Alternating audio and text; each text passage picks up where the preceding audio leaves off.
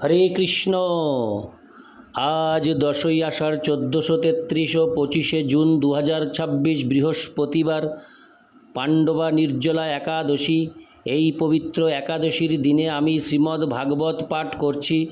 আজ আমি পাঠ করছি ভাগবতের চতুর্থ স্কন্দ দ্বিতীয় ভাগ ষড়বিংশতি অধ্যায়, পুরঞ্জনের মৃগয়ায় গমন এবং তার মহিষীর ক্রোধের শ্লোক 1 থেকে 3। अच्युतं केशवं कृष्ण दामोदरं रामो नारायणं जानकीवल्लभम्। श्लोक 1 থেকে 3। नारद उवाच स एकदा महेशासो रथं पञ्चाशमाशुगं दिशं द्विचक्रोमेकाख्यं त्रिवेणुं पञ्चबन्धुरम् एको रश्येको दमोनमेको नीडं द्विकुबरं पञ्चप्रहरणं सप्तवरूथं पञ्चविक्रमम् হৈমপুষ্করো মারুহ স্বর্ণবর্মাক্ষো এজু। হরে কৃষ্ণ। স্বর্ণবর্মাক্ষো এ সুধি একাদশ চমুনাথ পঞ্চপ্রস্থ মগাদ্দনম। অনুবাদ। দেবর্ষি নারদ বললেন, হে রাজন, এক সময় পুরঞ্জন তার মহৎ ধনুক ও অক্ষয় তুনীর গ্রহণ করে এবং স্বনির্মিত বর্মে সজ্জিত হয়ে একাদশ সেনাপতি সহ 5টি দ্রুতগামী অশ্বচালিত রথে পঞ্চপ্রস্থ নামক বনে গমন করেছিলেন। সেই রথে তিনি 2টি বিস্ফোরক বাণ তার সঙ্গে নিয়েছিলেন। সেই রথটির 2টি চক্র এবং একটি ঘূর্ণায়মান অক্ষ ছিল। সেই রথে 3টি পতাকা, একটি রজ্জু, একজন সারথি, একটি উপবেশন স্থান, জোয়াল লাগানোর 2টি দণ্ড, 5টি অস্ত্র এবং 7টি আবরণ ছিল।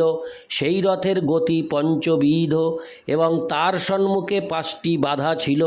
সেই রথের সমস্ত সাজসজ্জা ও অলঙ্করণ স্বনির্মিত ছিল। তাৎপর্য: এই 3টি শ্লোকে বিশ্লেষণ করা হয়েছে জীবের জড় দেহটি কিভাবে জড়া প্রকৃতির 3টি গুণের দ্বারা নিয়ন্ত্রিত। দেহটি হচ্ছে রথ এবং জীবাত্মা সেই রথের রথী। সেই কথা বিশ্লেষণ করে ভগবদ্গীতায় 2:13 বলা হয়েছে, দেহীন হস্মিন যথা দেহে। দেহের যিনি মালিক তাকে বলা হয় দেহী এবং তিনি দেহের অভ্যন্তরের হৃদয়ে অবস্থিত। জীবের দেহরূপ সেই রথটি পরিচালিত হয় একজন সারথীর দ্বারা। সেই রথটি 3টি গুণের দ্বারা নির্মিত।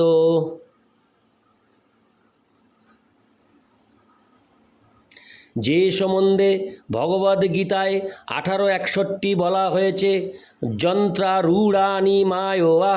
যন্ত্র শব্দটির অর্থ শকট। এই যন্ত্র বা দেহটি জড়া প্রকৃতি প্রদান করেছে এবং সেই রথের সারথি হচ্ছেন পরমাত্মা।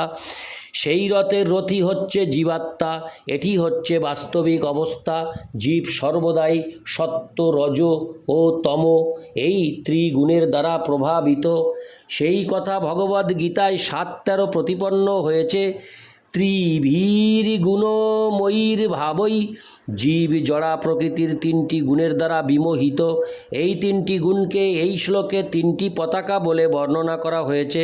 পতাকার মাধ্যমে বোঝা যায় রথের মালিককে। তেমনি প্রকৃতির গুণের প্রভাব থেকেই সহজেই বোঝা যায় কোন দিকে সেই রথটি চলছে।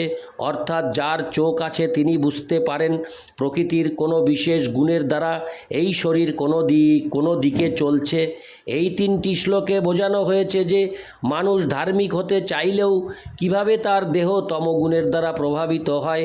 নারদ মুনি মহারাজ প্রাচীন বর্হিষতের কাছে প্রমাণ করতে চেয়েছিলেন যে রাজা যদিও আপাত দৃষ্টিতে অত্যন্ত ধার্মিক ছিলেন, তবুও তিনি কিভাবে তমগুণের দ্বারা প্রভাবিত হচ্ছিলেন। কর্মকাণ্ড অনুসারে মানুষ বেদবিহিত বিভিন্ন যজ্ঞ অনুষ্ঠান করে এবং সেই সমস্ত যজ্ঞে পশু বলির নির্দেশ রয়েছে। যদিও যজ্ঞে পশু বলির উদ্দেশ্য হচ্ছে বৈদিক মন্ত্রের শক্তি পরীক্ষা করা, তবুও পশু বলি অবশ্যই তামসিক আচার। কেবল বৈদিক শাস্ত্রেই নয়, আধুনিক অন্য সমস্ত ধর্মশাস্ত্রেও পশু বলির নির্দেশ দেওয়া হয়েছে। ধর্মের নামে এই সমস্ত পশু বলির নির্দেশ দেওয়া হয়েছে, কিন্তু প্রকৃতপক্ষে তামসিক মানুষদের জন্যই এই পশু বলির নির্দেশ। এই সমস্ত মানুষেরা যখন পশু বলি দেয়, তখন তারা অত্যন্ত ধর্মের নামে তা করে। কিন্তু জড়া প্রকৃতির গুণের অতীত যে ধর্ম, যেমন বৈষ্ণব ধর্ম, সেখানে পশু বলির কোনো অবকাশ নেই। এই প্রকার গুণাতীত ধর্মের কথা শ্রীকৃষ্ণ ভগবদ্ গীতায় 18:66 বলেছেন, সর্বধর্মান পরিত্যজ্য মামেকং শরণং ব্রজ অহং তাং সর্ব পাপেভ্য মোক্ষয়িষ্যামি মা শুচো। সর্বপ্রকার ধর্ম পরিত্যাগ করে কেবল আমার শরণাগত হও, তাহলে আমি তোমাকে তোমার সমস্ত পাপ থেকে মুক্ত করব। ভয় করো না। যেহেতু মহারাজ প্রাচীন বর্হিষদ বিভিন্ন প্রকার যজ্ঞ অনুষ্ঠানে ব্যস্ত ছিলেন, যাতে পশুবধ হচ্ছিল, তাই নারদমুনি তাকে বুঝিয়েছিলেন যে এই প্রকার যজ্ঞ তমগুণের দ্বারা প্রভাবিত। শ্রীমদ্ ভাগবতের 1:1-2 শুরুতেই বলা হয়েছে,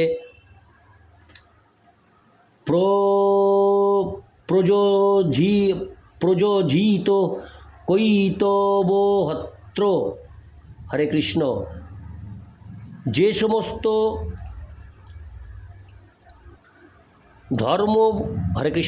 সমস্ত ধর্মে প্রতারণা রয়েছে, সেই সমস্ত ধর্ম শ্রীমদ্ ভাগবত থেকে সম্পূর্ণরূপে বাদ দেওয়া হয়েছে।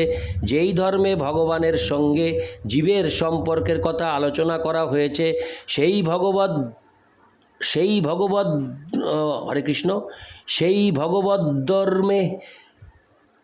ভগবত ধর্মে পশু বলির নির্দেশ দেওয়া হয়নি। সংকীর্তন যজ্ঞ অনুষ্ঠানে, অর্থাৎ হরে কৃষ্ণ কৃষ্ণ কৃষ্ণ হরে হরে, হরে রাম রাম রাম হরে হরে, সমবেতভাবে এই মহামন্ত্র কীর্তনে পশু বলির কোনো নির্দেশ দেওয়া হয়নি। এই 3টি শ্লোকে মৃগয়ার উদ্দেশ্যে রাজা পুরঞ্জনের বনগমন তমগুণের দ্বারা প্রভাবিত হয়ে বিভিন্ন প্রকার ইন্দ্রিয় সুখভোগের প্রচেষ্টার প্রতীক জড়দেহটি স্বয়ং ইঙ্গিত করে যে জীব প্রকৃতির 3টি গুণের দ্বারা প্রভাবিত হয়ে জাগতিক বিষয় ভোগে প্রবৃত্ত হয়েছে।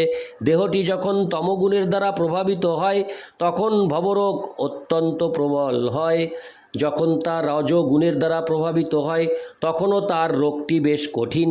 কিন্তু দেহ যখন সত্যগুণের দ্বারা প্রভাবিত হয়, তখন ভবরোগের উপশম হয়। শাস্ত্রে যে বিভিন্ন ধর্মীয় অনুষ্ঠানের নির্দেশ দেওয়া হয়েছে, তা অবশ্যই সত্যগুণের স্তরে।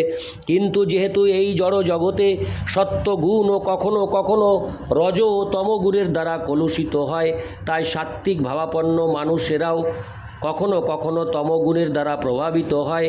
এখানে বর্ণনা করা হয়েছে যে রাজা পুরঞ্জন এক সময় বনে মৃগয়া করতে গিয়েছিলেন, তা জীবের তমগুণের দ্বারা প্রভাবিত হওয়াকে ইঙ্গিত করছে। রাজা পুরঞ্জন সেই বনে মৃগয়া করতে গিয়েছিলেন, তার হরে কৃষ্ণ রাজা পুরঞ্জন যেই বনে মৃগয়া করতে গিয়েছিলেন, তার নাম হচ্ছে পঞ্চপ্রস্থ। এই বনটি ইন্দ্রিয়ের 5টি বিষয়কে ইঙ্গিত করে। দেহে হস্ত, পদ, উদর, পায়ু ও উপস্থ এই 5টি কর্মেন্দ্রিয় রয়েছে। এই সমস্ত কর্মেন্দ্রিয়গুলির সাহায্যে দেহ জড়জাগতিক জীবন উপভোগ করে। রথটি 5টি অশ্বের দ্বারা চালিত। সেগুলি হচ্ছে 5টি জ্ঞানেন্দ্রিয়, যথা চক্ষু, কর্ণ, নাসিকা, জিহ্বা ও ত্বক। এই সমস্ত ইন্দ্রিয়গুলি অতি সহজেই ইন্দ্রিয়ের বিষয়ের প্রতি আকৃষ্ট হয়। তাই এখানে বর্ণনা করা হয়েছে যে অশ্বগুলি অত্যন্ত দ্রুতগামী। রথে রাজা পুরঞ্জন 2টি বিস্ফোরক অস্ত্র রেখেছেন। সেগুলি হচ্ছে অহংকার, অর্থাৎ আমি এই শরীর, এবং মমতা, অর্থাৎ এই দেহের সঙ্গে সম্পর্কিত সব কিছুই। আমার রথের দুটি চাকা হচ্ছে পাপ ও পুণ্য। রথটি তিনটি পতাকার দ্বারা সজ্জিত, যেগুলি প্রকৃতির তিনটি গুণের প্রতীক। 5 প্রকার প্রতিবন্ধক হচ্ছে দেহাভ্যন্তরের 5টি বায়ুর প্রতীক। সেগুলি হচ্ছে প্রাণ, অপান, উদান, সমান ও ব্যান। দেহটি সপ্ত আবরণের দ্বারা আচ্ছাদিত। সেই 7টি আবরণ হচ্ছে চর্ম, মাংস, মেদ, মজ্জা, রক্ত, অস্থি ও শুক্র। জীব 3টি সূক্ষ্ম জড় উপাদান এবং 5টি স্থূল জড় উপাদানের দ্বারা আবৃত। এগুলি জড় জগতের বন্ধন থেকে মুক্ত হওয়ার পথে জীবের প্রতিবন্ধক। এই শ্লোকে রজ্জু শব্দটি মনকে ইঙ্গিত করে। নীড় শব্দটিও তাৎপর্যপূর্ণ, কারণ নীড় শব্দটির অর্থ হচ্ছে পাখির বাসা। এখানে নীড় হচ্ছে হৃদয়, যেখানে জীবাত্মা অবস্থিত। জীবাত্মা কেবল এক স্থানে বসে থাকে। তার বন্ধনের কারণ দুটি, শোক ও মোহ। এই জড়জগতে জীব সর্বদা সেই বস্তুর আকাঙ্ক্ষা করে যা সে কখনোই পেতে পারে না, তাই তা হচ্ছে মোহ। এই প্রকার মোহাচ্ছন্ন অবস্থায় থাকার ফলে জীব সর্বদা শোক করে। তাই শোক ও মোহকে এখানে কুবর বা বন্ধনের দুটি দণ্ড বলে বর্ণনা করা হয়েছে। জীব 5টি বিভিন্ন উপায়ের দ্বারা তার বিবিধ বাসনা চরিতার্থ করে, যেগুলি হচ্ছে 5টি কর্মেন্দ্রিয়। স্বর্ণ, অলঙ্কার ও সজ্জা হচ্ছে জীবের রজগুণের দ্বারা প্রভাবিত হওয়ার প্রতীক। যার কাছে প্রচুর ধন সম্পদ রয়েছে সে বিশেষভাবে রজগুণের দ্বারা পরিচালিত হয়।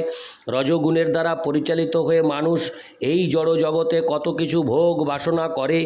11 জন সেনাপতি হচ্ছে 10টি ইন্দ্রিয় ও মন সর্বদা 10 জন সেনাপতির সঙ্গে পরিকল্পনা করে কিভাবে জড় জগৎকে উপভোগ করা যায়।